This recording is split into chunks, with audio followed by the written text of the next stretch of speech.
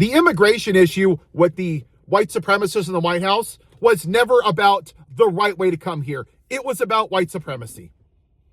Because these people went to the voting booth and he says, the brown people are the problem with this country. The people that are picking your strawberries and your avocados and your almonds that have been here for 10, 20, 30, 40 years.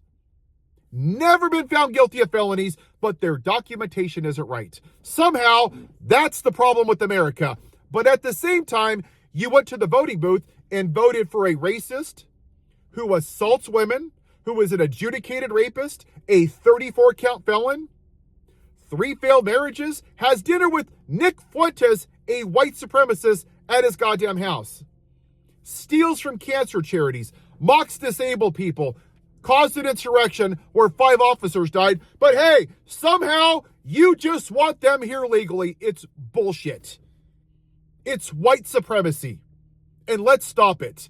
And let's go what the real problem is here. Let's be 100%.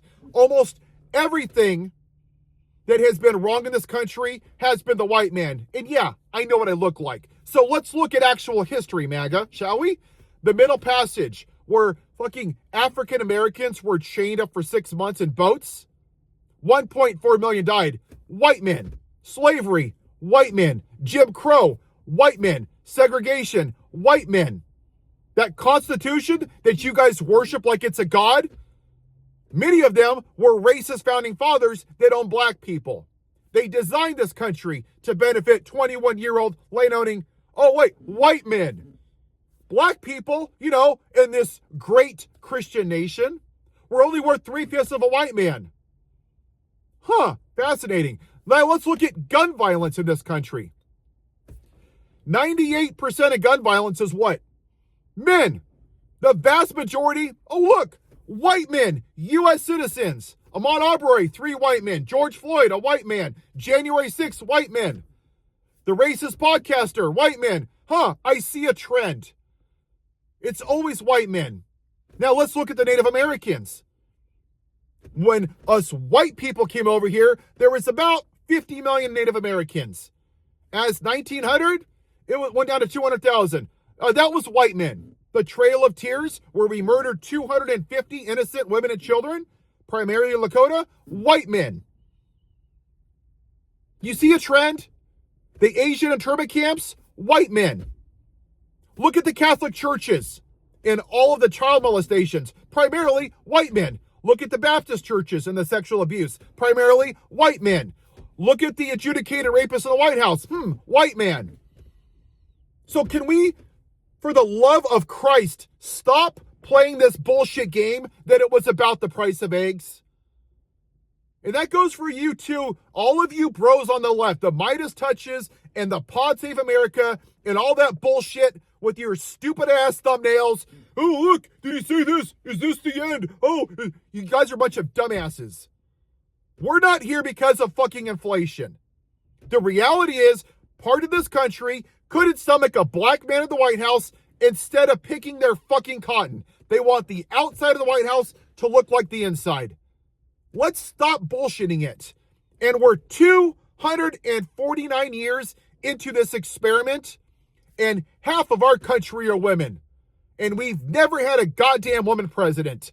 So don't tell me that we just want the right candidate. It's bullshit. LBJ said it best, and I'm going to paraphrase it. This country will vote for the most morally bankrupt piece of shit white man who assaults women, who's a felon, who's literally tearing down the East Wing of the White House and stealing your money over the most qualified black woman.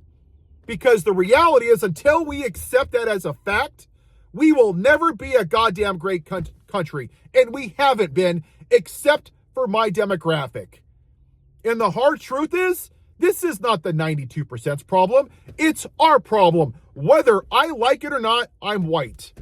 And I've privileged from it. And for those of you that need a quick lesson, sit down with your dumbasses in your red racist hats. Privilege has nothing to do with how much money you make. It's how you're treated. I don't have to give the talk to my kids about being pulled over by a cop. My house isn't redlined. My fucking grandparents weren't in a tree or somebody's fucking will. Okay? That's privilege. Not getting a job because of my name, getting paid less, being looked at differently, having people fucking cross the fucking street. That's privilege. Being poor has nothing to do with white privilege. You can be poor and white and be poor and black, and you still have fucking privilege because you're treated differently. Even right now, what's happening? Anybody that's not white is scared and treated differently because they're not white. I don't have that fear because I have privilege. That is what fucking white privilege is. And there's too many of us that are sitting on our laurels, protesting every 4 months and thinking that we did something great. And we pat ourselves on the back. I'm just keeping it 100. That is privilege.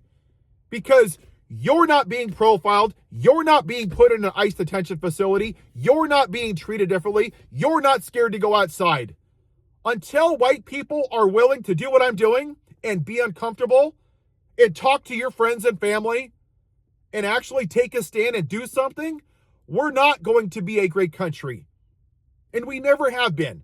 It's been a lie that we've told. We're raised in American flag diapers, and we go to school, and we worship this damn flag like it's a deity.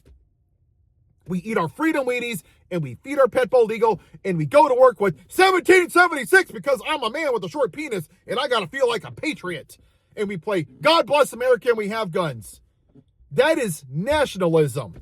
And those people don't give a shit about the people that the flag represents. Nationalism is not patriotism. And I would even argue if Jesus was here, he would be giving the same speech. Why? Because I give a damn about people. I'm sick of white people in this country shitting on people because they look differently. You go around saying God's the judge, and all you do is shit on people that aren't white because of how they're born. How would you feel if you were born black or Mexican or Latino or Hispanic or Afghan or Muslim and I treated you differently just because of how you were fucking born? So you could shove your fake Christianity and your fucking flag and your patriotism right up your ass because that's where it belongs. You don't love America. You love white Jesus. And if you think that everything that I just mentioned is a great Christian nation, there's a special place for you, and it's going to be right next to Jeffrey Epstein. Because if you think that the way that we treated people in this country was Christian, then you and Satan have a lot in common. You both believe in God, and neither one of you follow him. It's time that people with my skin color listen to Peter Parker's uncle. With great power comes great responsibility. If Martin Luther King said this, and I'm going to jump off my soapbox today.